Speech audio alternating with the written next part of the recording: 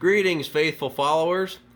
I just wanted to do a follow-up video now that I actually have some subscribers and stuff. I never really thought this would take off. And if you actually went back and watched my first video, you probably saw a lot of this one in the first two. I called it the Strange 250R. And everybody loves to argue with me about it. And I think that it is everything I say it is in those videos. You can go back and watch them if you want, but I'm going to give a bit of an overview here and now about it. But recently, I was watching another YouTube video, and it was Pulp MX or some other, it was on two different channels. But what they were talking about was the works bikes from Honda. Now, this was the dirt bike side, and I'm told that there was, I don't want to say animosity, but I don't know a better word, some tension, I guess.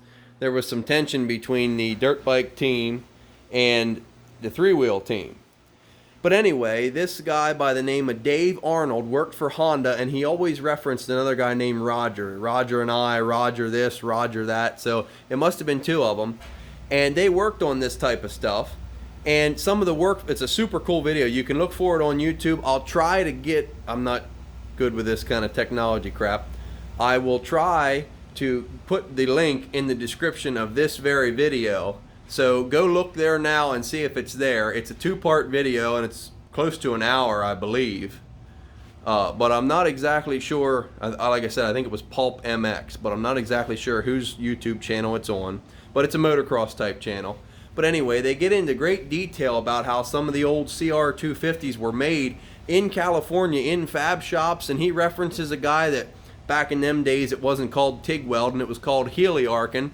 And he said the guy would sit on the ground and use the heliarc pedal and sit on the pedal with his butt and weld with his hands. So there was a lot of modification happening right there at the pits, right there at the trailer, at the test tracks, the desert, whatever. So that kind of solidified it in my mind that this thing, yes, it may be homemade, but it was homemade while under contract for Honda. Honda made enough of the pieces to ship over here, and then they took it from there. And this front end deal might have been cut off here in the States. And a lot of people are like, oh, well, you said in your other video it has disc brakes, so it's an 82 frame. Well, you could argue that if you wanted, but 82s didn't have the weld-on motor mounts. Like this earlier one in the Honda Red Book. It's got that weld-on mount there. Now, I outline all this in better detail in my other videos. And like I said, with this frame or engine number there, 961AE0020. And then in my other video, I show this brochure. Let me try to get my light behind it.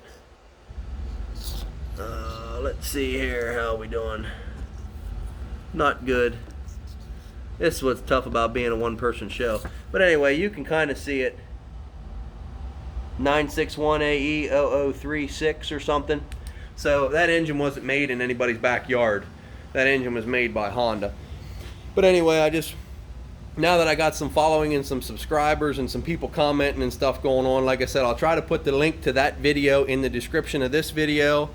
I'm not too good with this YouTube stuff. I'm still using my phone, and I am politely reminded, thank you, by everybody who sticks with me and bears with my videos, because I'm actually holding the phone right this time.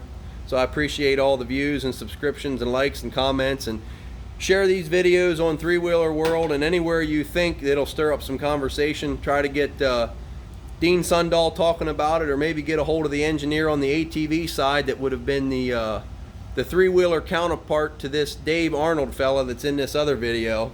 But it's just a quickie, and we're down here in the secret underground ATC lair.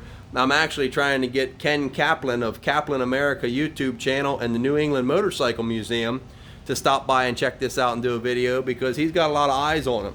And there's a good chance that some of those guys that are now, 60 plus years old, that might have sawed that frame off and made that fixture and whatever in his fab shop in California at the time. He may be a fan or a subscriber of Ken Kaplan, just not mine.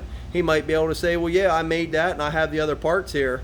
But nonetheless, if I can get some more eyes on it, get some more shares, comments, views, whatever, I'd appreciate any and all input I can get off of it. And I would like to know for a fact if someone can say, yes, I worked for Honda, yes, I worked on that, yes, I did that, and have a little bit of proof and evidence, or maybe half a dozen guys standing around a little box truck in the desert with this thing sitting there while they were tweaking and tuning and trying to figure it out. But that's a pipe dream. But hey, dreams can come true. It's a Honda after all. But anyway, thanks for sticking around. Thanks for bearing with me. I appreciate all the likes, shares, subscribes. We'll keep you posted and updated, and we'll see you next time. Thanks a lot.